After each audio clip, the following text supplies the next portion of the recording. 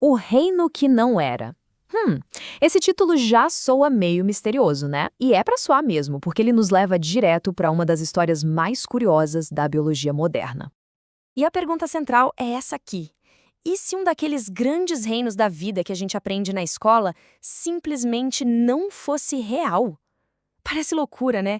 A gente aprende sobre os reinos como se fossem verdades absolutas, gravadas em pedra. Mas a ciência não é assim. Ela vive mudando, evoluindo, assim como a vida.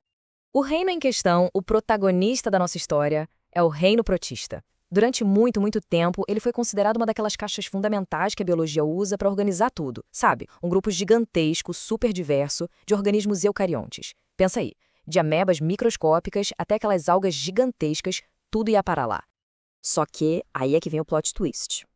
Apesar de parecer tão importante, hoje em dia os cientistas olham para essa classificação e dizem: olha, isso aí ficou obsoleto.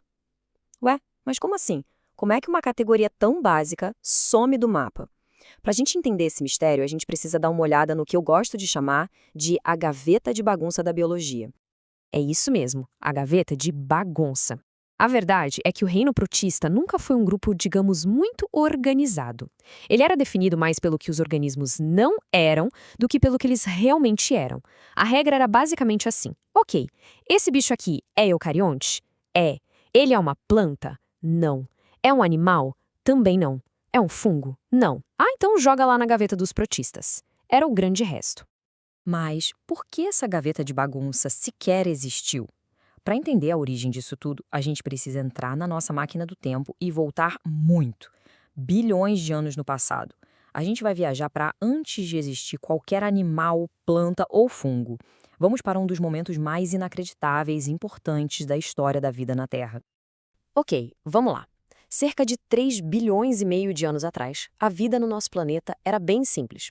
Basicamente, só existiam células procarióticas. Mas aí, uma linhagem específica começou a mudar.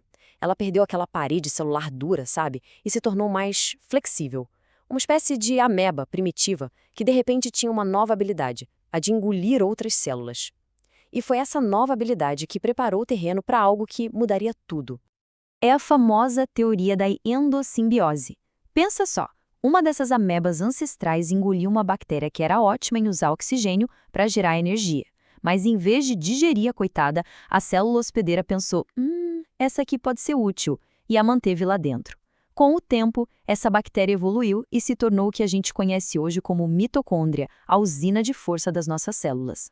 E a história não para por aí. Mais para frente, em algumas dessas novas células, o processo se repetiu. Elas engoliram uma bactéria que fazia fotossíntese e essa bactéria se transformou no cloroplasto. Incrível, né? Dá uma olhada nesse esquema. Ele mostra exatamente esses dois momentos-chave. Esse primeiro evento, o S1, é a fusão que deu origem à mitocôndria. Foi daí que surgiram os ancestrais de todos os protistas que precisam comer, sabe? Que são heterotróficos.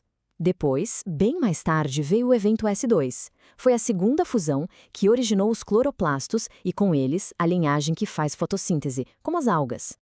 Então, o ponto central que a gente precisa guardar é este. Foi essa fusão, essa parceria celular super antiga, que deu o pontapé inicial para a criação das primeiras células complexas, as células eucariontes. Foram elas as ancestrais de todos os protistas e, por consequência, de todos os animais, plantas e fungos que existem hoje. Tudo começou aí. Certo. Agora que a gente já sabe de onde eles vieram, que tal conhecer alguns dos moradores desse reino? Vamos começar pelos protozoários. Basicamente, são os protistas que se parecem mais com animais, no sentido de que eles precisam ir atrás do próprio alimento, seja caçando ou absorvendo nutrientes. A variedade dentro dos protozoários é simplesmente absurda. Mas existe um jeito bem clássico e até elegante de começar a organizar essa turma, olhando para a forma como eles se movem. E é fascinante porque a gente consegue ver uma verdadeira engenharia trabalhando em escala microscópica. Primeiro, temos os pseudópodes. O nome significa literalmente pés falsos. É a técnica das amebas.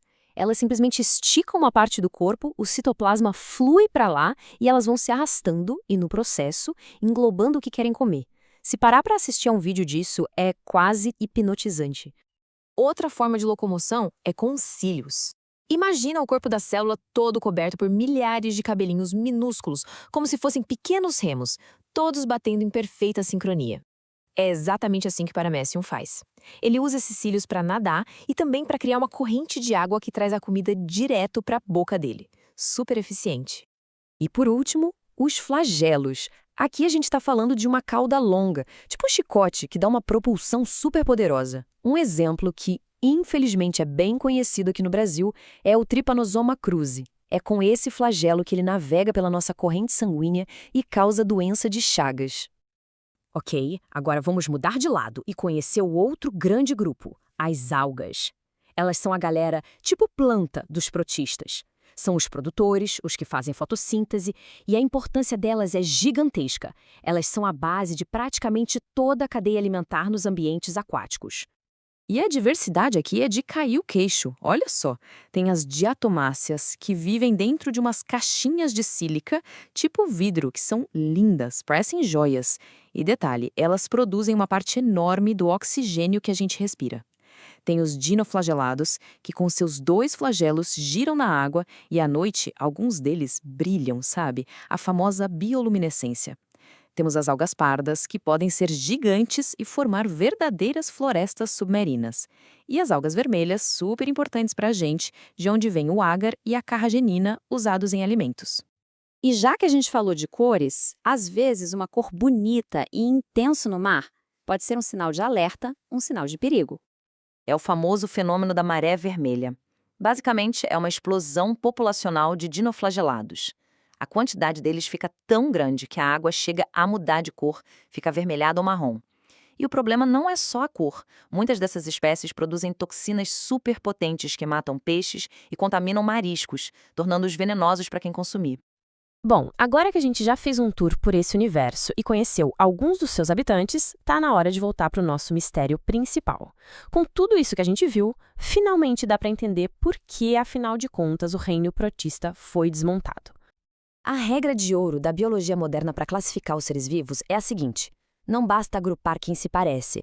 O mais importante é agrupar por parentesco evolutivo. O objetivo é que os grupos sejam como galhos verdadeiros da grande árvore da vida, sabe? Juntando quem tem um ancestral em comum.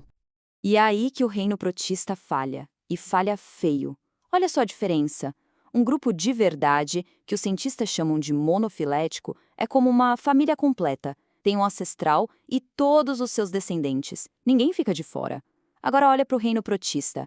Ele é o que chamam de polifilético. É como se a gente pegasse um primo distante de uma família, um tio de outra, uma pessoa sem parentesco de outra e dissesse: ok, vocês agora são uma família. Não faz sentido evolutivo. É uma coleção artificial. Para ser ainda mais claro, as análises de DNA mostraram, sem sombra de dúvida, que alguns organismos que estavam no grupo dos protistas, como certas algas, são, na verdade, parentes muito mais próximos das plantas do que de outras algas. Outros protistas são mais aparentados com os animais e outros com os fungos, ou seja, eles não são uma família unida, são um monte de galhos evolutivos separados que foram colocados no mesmo balaio. Então, qual é a conclusão da história? O reino protista, como uma categoria formal oficial da biologia, não existe mais. Foi aposentado, mas a palavra protista continua sendo super útil. É um termo informal, um apelido conveniente que os biólogos usam para se referir a todo eucarionte que não é nem planta, nem animal, nem fungo. É um jeito prático de falar sobre toda essa diversidade fantástica. E no final, a história do reino protista nos ensina uma lição incrível sobre como a ciência funciona. Ela não é estática, ela está sempre se corrigindo, se refinando. E isso nos deixa com uma pergunta para lá de fascinante. Se uma ideia tão fundamental que esteve nos livros por tanto tempo pôde ser completamente transformada, o que mais a gente ainda não sabe? Quais outras grandes descobertas sobre a vida estão logo ali, na esquina, esperando para serem reveladas?